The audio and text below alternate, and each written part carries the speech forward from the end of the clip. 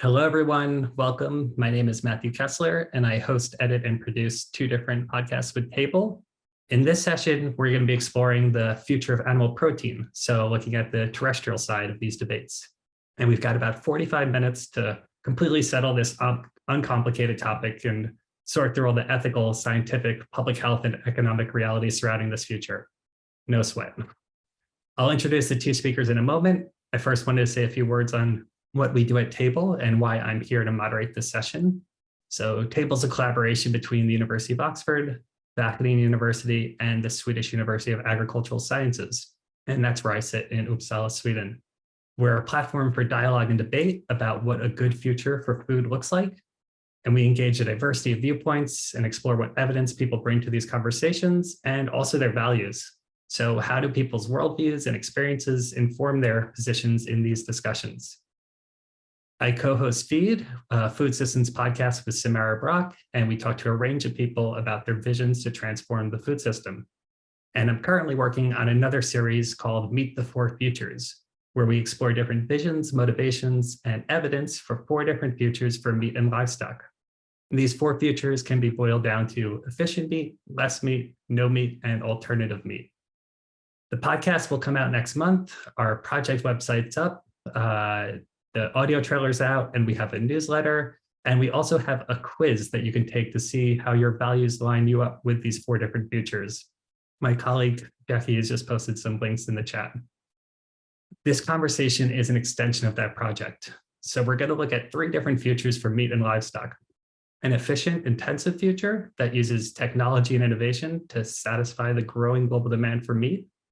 A regenerative meat future, where animals are raised in ways that closely resemble their natural environments, and people in affluent, high meat eating countries consume less meat that maybe costs a little bit more, and a no meat future, where meat and livestock are eliminated and replaced by plant-based options, ranging from beans and lentils to meat substitutes and meat-like products cultivated in labs. So in this chat, we're looking at the promise and pitfalls of each of these futures, with our two speakers who aren't strangers to engaging in this debate. So first we have Sigrid Agenäs, a colleague of mine at SLU, sitting in the Animal Nutrition and Management Department. Sigrid is one of the project leads of Sustainable, a collaboration between Swedish research institutions and industry on how to share knowledge to build a more sustainable livestock future in Sweden. And while a large part of Sigrid's research is applied and aimed at helping animals and farmers, she's also tuned into bigger debates happening at the university and in society. And we have Rob Percival, writer, campaigner, and head of food policy at the Soil Association in the UK, a charity working with everyone to transform the way we eat, farm, and care for our natural world. Last year, Rob published a book called The Meat Paradox: Eating, Empathy, and the Future of Meat. Rob deals with the different ethical and scientific considerations around the future of meat consumption and production. And on the event structure, we'll discuss the pros and cons of each future in the first half. And in the second half, since we have two nuanced speakers who hold different views on this debate, I've asked each to prepare a few critical questions for the other one to respond to. So we'll dive into that later. That's more than enough for me. I'll now turn to the speakers and first ask Rob Percival to speak to the premise of his recent book. So Rob, what is the meat paradox and how have you personally been grappling with this question? Thank you, Matthew. Thank you for having me. Really good to be here. So I'm here, primarily with my meat paradox hat on, though I do also work for the Soil Association. And this book is an exploration primarily of the gap between our values and behavior. So when it comes to eating animals, we often say one thing and do another. Most of us say that we oppose factory farming, and yet certainly in the UK and across Europe and in the US, we commonly eat factory farmed meat. 1 in 3 UK citizens claims to be eating less meat. They're going veggie or flexitarian, or at least that's what they say when they're surveyed. But this isn't what the data show. This isn't what the production or sales data show. We're not seeing a significant dip in meat consumption. And underlying this picture is a really complex web of cultural and cognitive denial. And the book unpicks some of the strategies that are commonly employed in service of that denial. And all of this matters, of course, because we're eating our way to extinction. Our appetite for animal foods is probably one of the most destructive forces on the planet. In the past half century, global population of farm animals has tripled, while populations of wild animals have declined by 2/3, and these statistics are squarely related. Our appetite for meat has become the leading driver of habitat loss and species extinctions globally. Measured by biomass, humans and our farm animals now comprise 96% of all the mammals on the planet, only 4% are wild. And similarly, poultry destined for human consumption make up 70% of all living birds. So there's been this huge shift over the past few decades in the balance of life. This is partly linked to the rise and prevalence of industrial animal farming, and there's significant corporate concentration in the animal farming industry. The 10 largest meat and dairy companies per sector are responsible for the lives and deaths of over 10 billion animals. We're often unaware of who these companies are. Most people in America probably unaware that the 4 largest companies, which are JBS, Tyson, WH Group, and Cargill, process between them 85% of all beef, 71% of all pork, and over 50% of all chicken.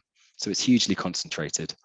And these brands, these businesses hide from view beyond a whole spectrum of brands, but actually the power in the system is highly concentrated. But even in the field of higher welfare and regenerative farming, we find issues, we find dishonesty and denial. The science suggests that resolving the climate and nature crises will require a massive shift in production and consumption. There are good reasons to think that animals do have a role on the land and in our food system. I'm broadly in favor of regenerative approaches, but in a carefully defined niche, and a niche that looks very different to the way that we farm today. The average diet in the UK, EU, or US will probably need to include 50 to 70% less meat if we phase out intensive livestock and scale up nature-friendly production. And the necessity of this dietary shift is often denied by loud voices in the regen movement. Unfounded claims are made regarding the potential of regenerative grazing to sequester carbon. GWP star is wielded in a dishonest way often to evade the methane question. And ultimately, the true problem might not be intensive or industrial animal farming, but the fact that we commodify animal life at all. Even in the highest welfare systems, there are ethical failings. Even on organic farms, we kill pigs as infants. Even in the best dairy systems, we separate calves from their mothers, causing distress. And we're really good at averting our gaze from all this. And the book, The Meat Paradox, explores how we do so, the strategies of denial, dissociation, and detachment that we commonly employ to look away. So thank you very much for inviting me into this discussion. Thanks, Rob. And so Sigrid, Rob just said first Rob just put a especially harsh diagnosis on livestock and animal production, although he said that he sees a role in a carefully defined context. Perhaps, Sigrid, you can make a more positive argument for the future of meat and livestock. How do you see their importance from an ecological, cultural, public health perspective? And I realize also that this is going to look different in different parts of the world. So perhaps you could speak either to the Swedish context or take a more global view. Well, I think regardless of context, the animals in the food system have a great capacity to contribute to the system as a whole. But if we look at any animal production and isolate that from farming, from the arable land and from the use of permanent grasslands, then I agree fully with Rob that it doesn't make sense if you look at animal production on its own. And that's largely what's happened over the last 50 to 60 years is an intensification and specialization of different farming outputs. So we have animal farms that are very intense, and we have crop farms or horticulture farms or whatever it is that are highly specialized. And when we specialize, the benefits of animals will slowly fade away because they will then not be the part that they can be in circular systems, in rescuing food nutrients that are at risk to go out from the food system into waste or at best the energy system. But for this to happen, we need to have farms that are integrated. Maybe not each person needs to do everything, but at least in an area, we need to integrate the different farming methods. And in contrast to Rob, I can't really see farming without animals. I don't see how that would work. although I agree that what we're doing today needs to change, as it always has. Farming is not a constant. So farming and animal production is changing, and we just need to work out how to make the best changes happen instead of changes just randomly or only because of economy or only because of something else. So all of us need to take a lot of interest in farming and in how animals are used to allow or to ensure that the changes that are happening is in the benefit for us and the planet and the animals. Yeah, so thanks, Sigrid. I think we all agree that we need to take a systems view as we approach this conversation.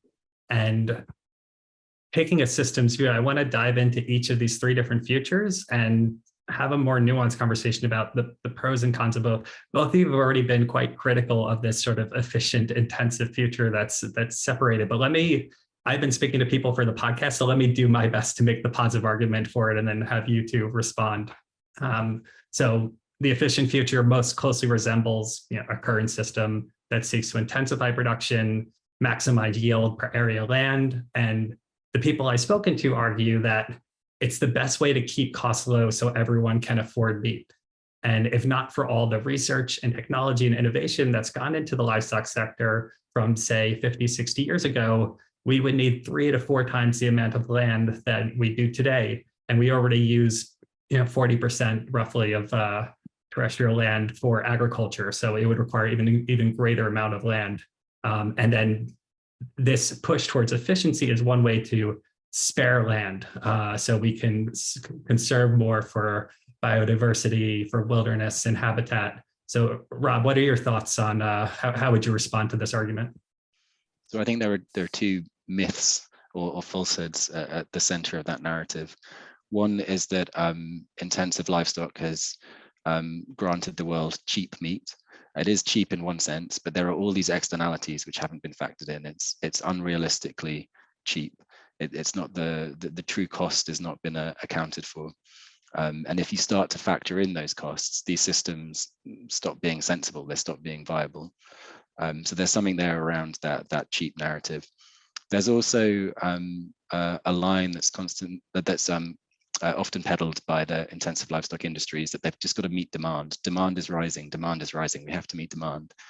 Well, that demand is cultivated by the industry itself. It's not a fixed thing. It's created through advertisements, through cultural norms, through investments in certain sort of social patterns of behavior and so on. So that I believe that demand can be shifted. I think it's shifted. It's very difficult to do so, but we're not enslaved to rising demand here. We have to look at shifting diets as well as changing production systems. Sigrid, is there anything that you would say or approach this differently than Rob just did? It's about the cost. So I think it's fairly safe to say that when the resources that are needed for food production go down in price, then we see an accelerated specialization and that different production goes different ways. So what we see now, for example, is when concentrate prices increase, then less concentrate is included in animal diets, and we will get maybe slightly lower growth rates, slightly lower milk yields, but a less intense and sort of starch-driven system. So as much as I agree with that, meat is very cheap in many markets, too cheap, but it's cheap because the step before is cheap also. So to some extent, that the current shortage situation we see in Europe for different sorts of inputs into the system, it's a very interesting stress test on the system to see what the farms do when costs start to completely change their companies. So the cheapness it's all along. It's not only from supermarket to customer, it's too cheap in earlier stages as well, I think. So you both agree then that you think that meat should cost more than it does today? In the global north and in countries with a very high human welfare. I've also done work in some other parts of the world, Burkina Faso, for example. Meat is not too cheap to consumers in Burkina. So it depends, of course, where we are. And how about you, Rob? Do you believe that meat should cost more? I think that it's the wrong question. I think that a healthy and sustainable diet should be affordable and accessible to everyone. And once you get into affordability instead of cost, then you're talking about standards of living, incomes, social welfare, and so on. So it's a more complicated question, but certainly I'm sympathetic to the view that lots of the meat that is consumed in the global north is artificially cheap. Mm-hmm. Yeah, it's always a question about where is this boundary of the food system and what's included in some of these questions. So I appreciate you pushing back on that framing. So let's move next to the plant-based future, which is what we call eliminated meat here, which I imagine Rob is more sympathetic to than Sigrid, but we'll get into that. So here, meat and livestock are diagnosed as the main driver of climate and biodiversity crises, and it has no or very little role to play in the future, both on our farms and on our plates. So plant-based foods do demonstrably have lower environmental impacts, and including this future is not just eating beans and lentils, but also plant-based meat substitutes, which range from a veggie burger, where the base is beans or peas or wheat, which is, to be honest, currently dominating the market, or the much more hyped and discussed future of cultivated meat, starting from animal cells, which has at this point not yet proven its ability to scale, but it could be a real turning point in how we produce food in the coming years and decades. So Sigrid, I'll ask you first to respond. What are your thoughts on a future without animals? Well, I already said something short about that. I can't see how agriculture is going to work without animals. As you know, a large part of the farmland is yearly used for animal feed production, and that is because of both that meat and milk and eggs is wanted products, but it's also because it fits into crop rotation. It adds, if it's done right, it can add the total amount of food coming out from a specific farm area over, let's say, a decade, not a single year. It doesn't work like that. But if you look over time to maintain soil fertility and to maintain a fairly low pressure of pathogens on crops and so on, it's part of the integrated food and energy system. For me personally, I should be transparent with that. A future with eliminated animals would also be a poor future in terms of social aspects on the rural livelihood and also in individual people's life, because animals bring so much to so many. It brings livelihood and it brings beautiful landscapes and things like that. Also, again, in the global north, when overpopulated with animals, it doesn't do the same wonders. But to me, it's the animals are needed in an integrated farming system. So I would go like industrial and regenerative to pick the best of those and design a future food system where we do the best agriculture we can. And Rob, could you paint, say, a more positive vision of what a future would look like without animals? What would it look like on people's plates, and perhaps would this affect how people relate to animals in more rural areas? So in the near term, I'm broadly aligned with Sigrid. I think we need to be shifting our land use system onto an agroecological footing, an integrated organic style farming system. But the best data that we have at a European level shows that if we do so, the average diet in the EU will have to include 50 to 70% less meat. So we're talking about much, much less. And that's before you start to factor in additional pressures on land for carbon and nature recovery. There's a good case that can be made for sort of weaving, rewilding across the landscape, in addition to this style of farming, to sparing some land actually for nature recovery. And there's also a case that can be made for shifting our ethical stance on animal farming and thinking, well, even in the highest welfare systems, there are challenges. Maybe we should be giving animals fuller lives. Maybe we should be farming them in some contexts without necessarily eating them or treating their meat perhaps as a byproduct, like focusing really on their ecological value. And when you get into that territory, then you're really talking about most people in Europe having a predominantly plant-based diet. And I think that there's a strong case for that shift. And you mentioned as well alternative proteins. I think these are a really polarizing topic. But I'm of the view that if they can be scaled, we might just need them to displace demand for intensive livestock produce. So in the UK, for example, we're really hooked on chicken. It makes up about half the meat that we consume. It's all factory farmed. It's really damaging. It has all this land use. It has all this pollution associated with it, significant welfare concerns. In a hypothetical scenario where you just displace that chicken with some sort of alternative, then you're taking a step in the right direction. So I'm sympathetic to the view that those proteins, alternative proteins, might have a positive role to play. And the next session of this conference is with Bruce Friedrich, who's the president and founder of the Good Food Institute. So I'm sure in that you'll hear a much more positive view as well of the alternative protein future. Sigrid, do you have any thoughts or comments on the alternative protein future that you'd like to share? Yeah, I think we still, I mean, I don't know alternative protein. If that is a plant protein, I don't see it as, I mean, it's an option to meat, but it's not alternative to intensive farming, for example, because those vegetable foods would also need to be farmed, and they need their farming system, and there are pros and cons with them as well, of course.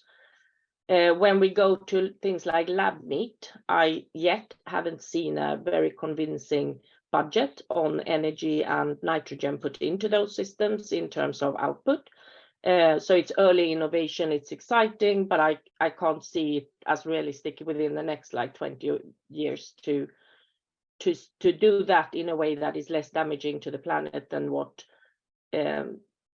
livestock is accused of being at the moment.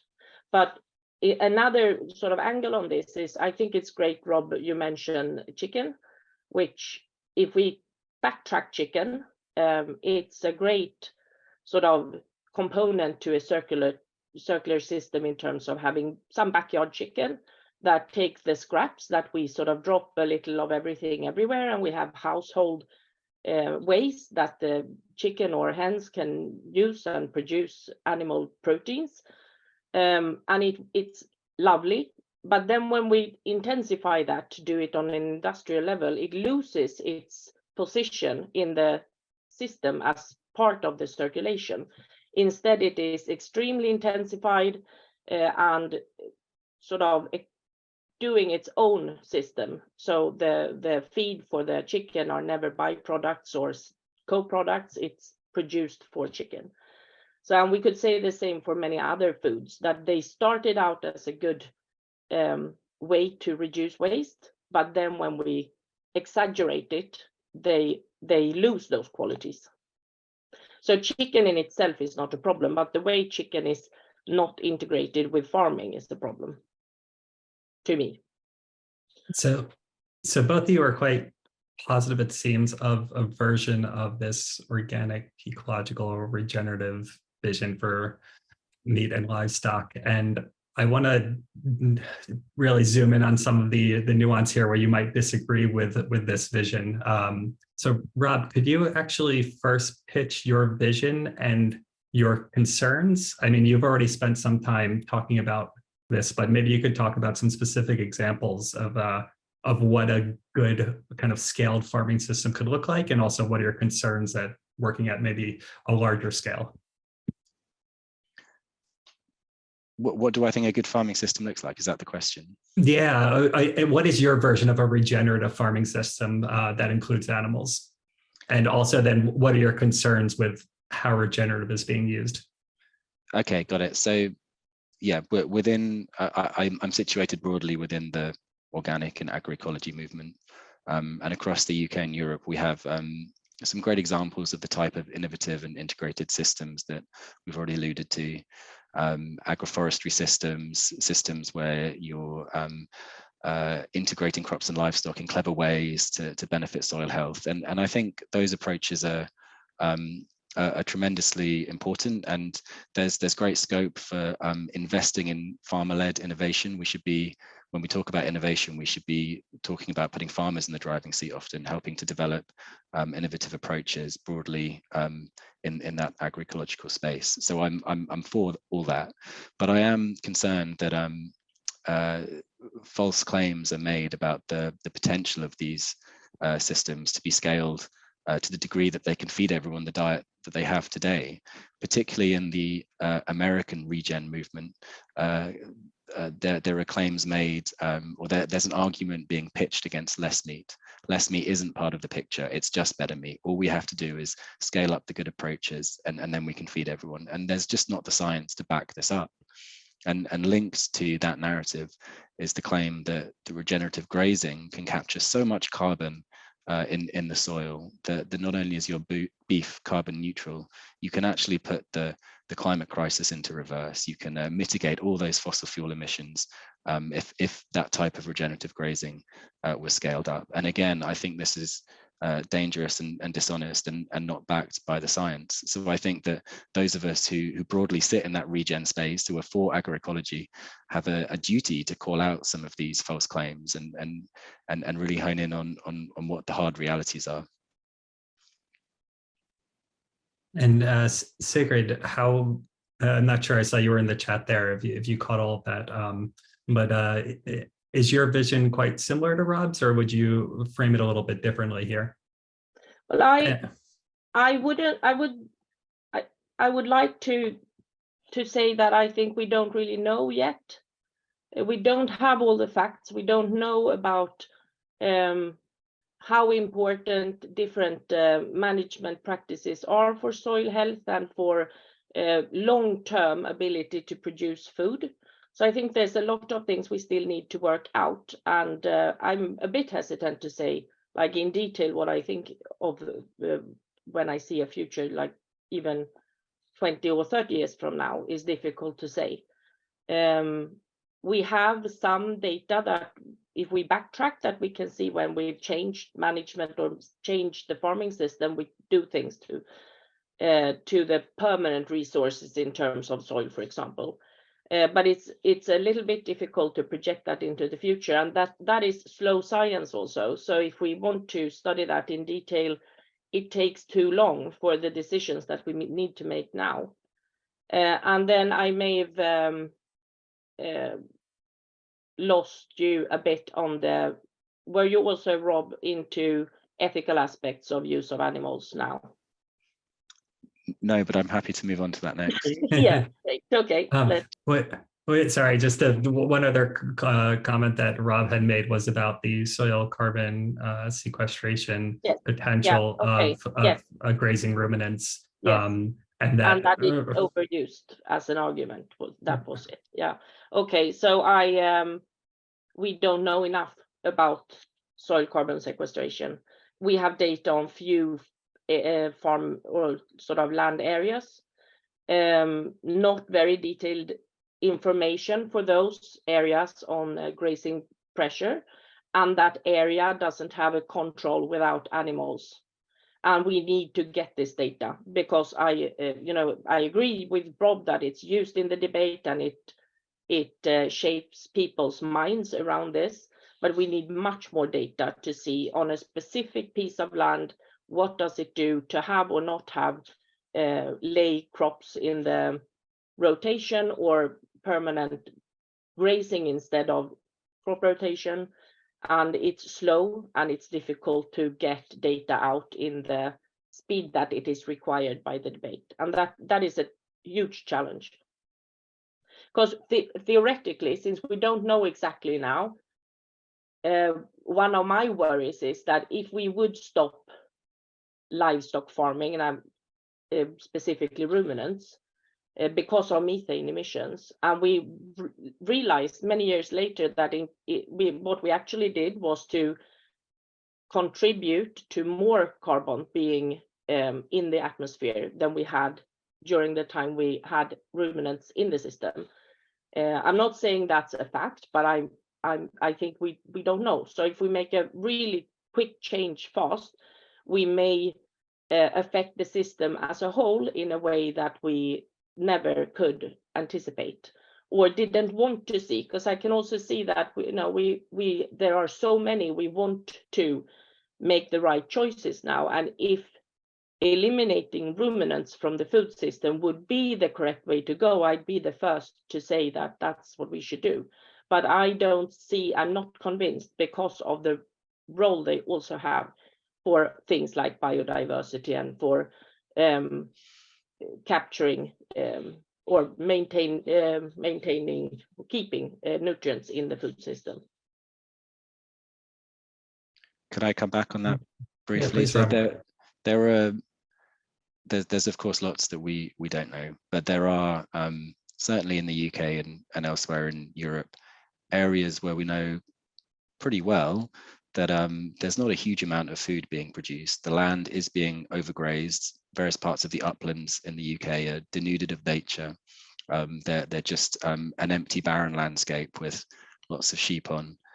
Those sheep aren't really contributing to food security. They're culturally significant, but I think we can say with confidence that if you removed ruminants from various bits of the landscape and allowed the land to regenerate, there would be a net carbon saving.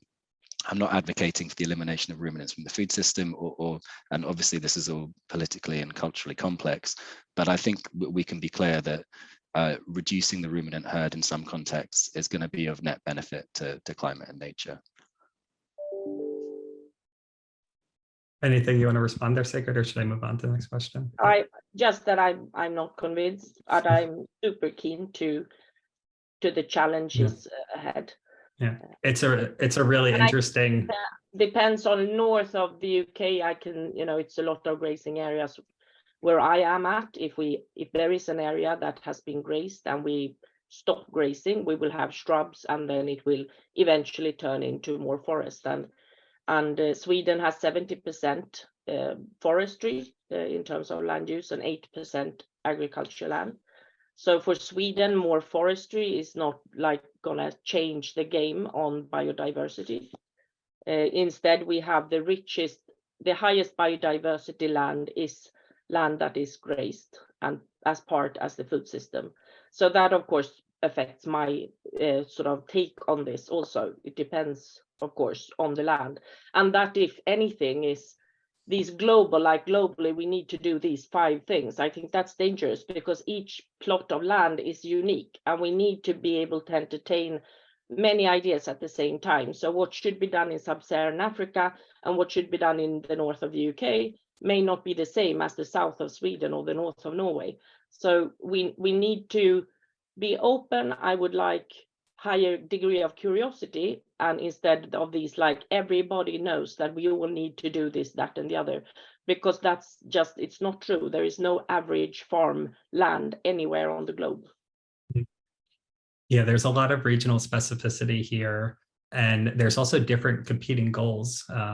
If the goal is entirely food security without a concern for biodiversity or climate emissions, greenhouse gas emissions, then one might end up at a different solution. There's also the way that people measure this in different ways. So I've spoken to people who advocate for all the different competing futures here, and they're all talking about different ways to measure the thing. So it could be a life cycle assessment. It could be looking at land use efficiency. It could be looking at nutrient density of an animal and how that might impact.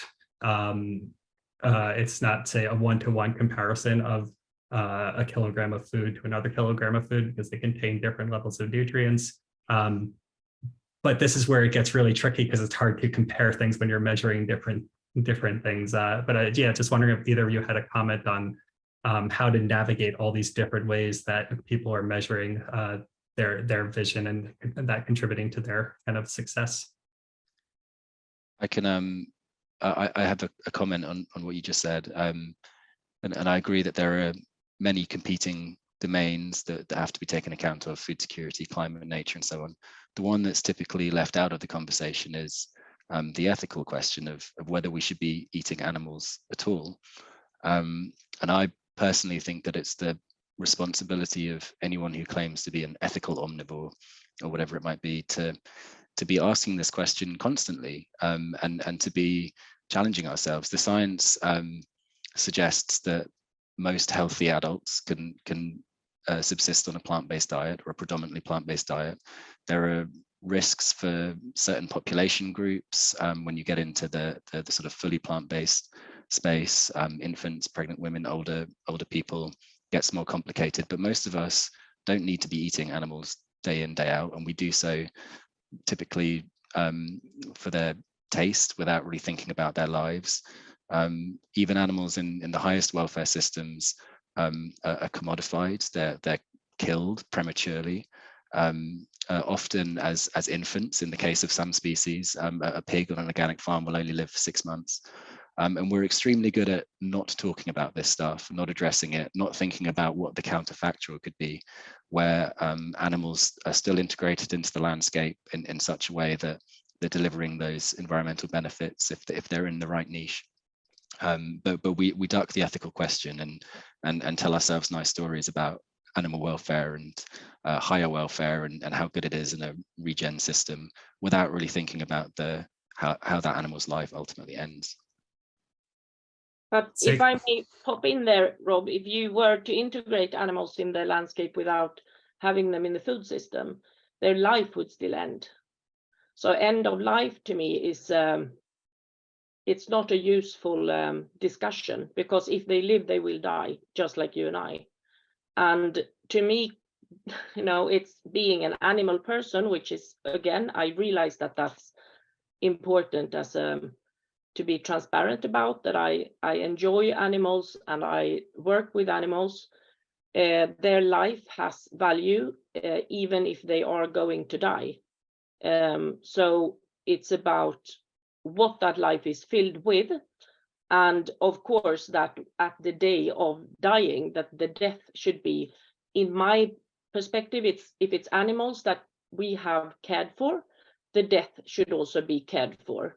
So, and I also don't particularly enjoy seeing wild animals die from starvation or bad teeth or an injury. So I think also if a wild animal is poorly, it should be put down as quickly as possible, or to reduce the suffering.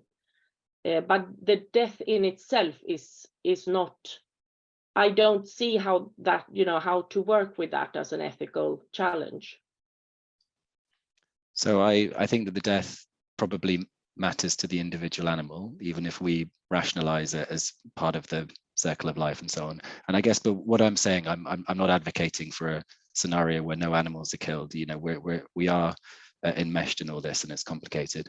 What I'm saying is that if we took seriously the idea that we should minimize harm and keep killing to that which is actually necessary, it would probably look quite different to sort of higher welfare farming today.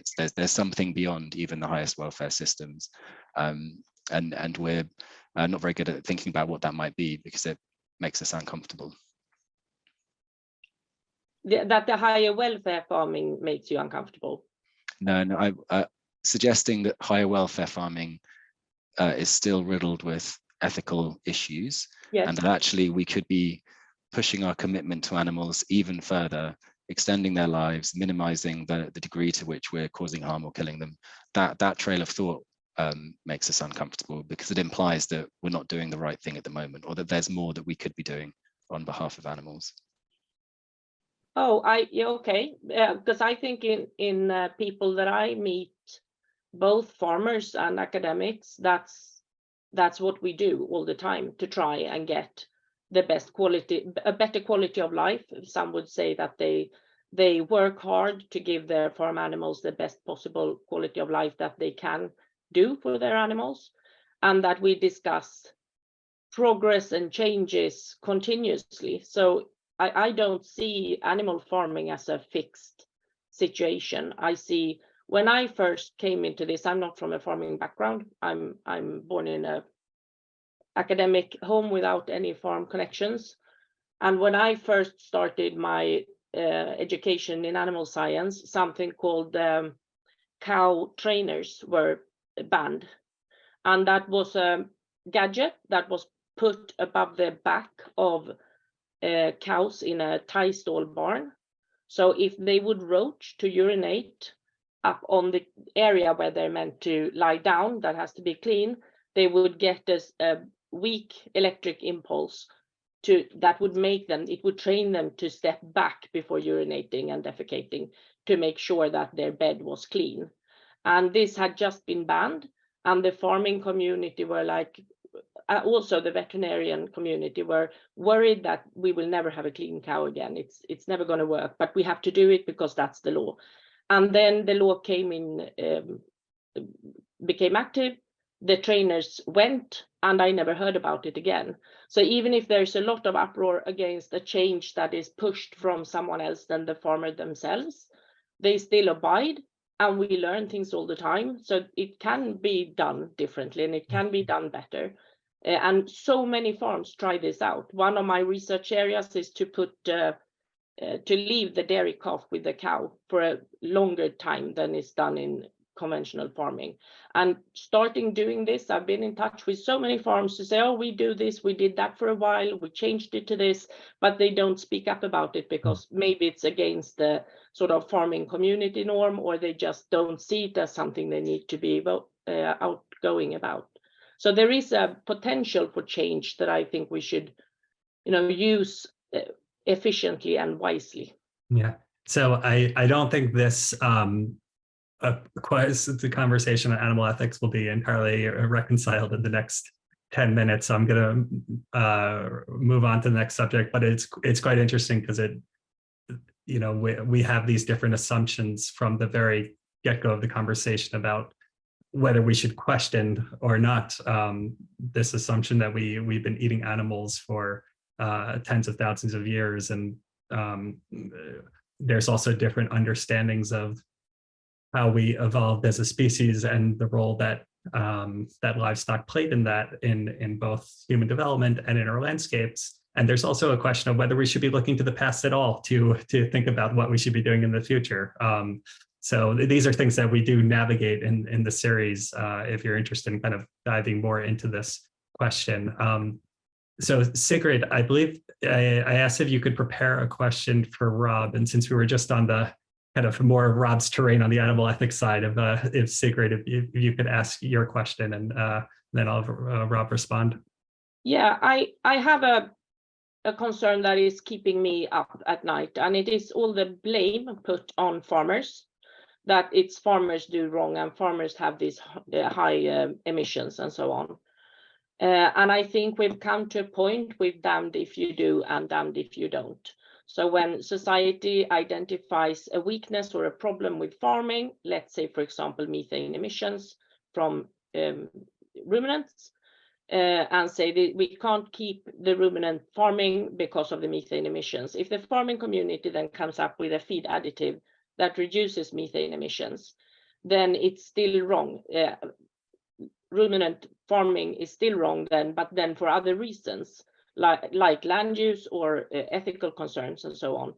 And I see that it's alienating, there's a risk of alienation between urban and rural contexts. So I'd be keen to hear, Rob, what you think is needed in European farming in terms of change to increase the trust that the society has in farming and to strengthen the societal contract regarding food and energy production. Great question. So, I mean, I'm fairly squarely of the view that farmers are part of the solution. We absolutely are not going to resolve the climate and nature crises without the innovation and hard work of those who are producing our food. So, I recognize that they sometimes feel unduly criticized. I think I always come back to this question of power. Where does the power lie in the system? What is the power dynamic in the background here that needs to be addressed?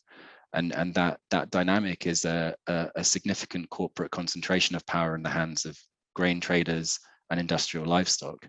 And these guys are working away behind the scenes to entrench us in the status quo, to stop the type of radical change that we need to see.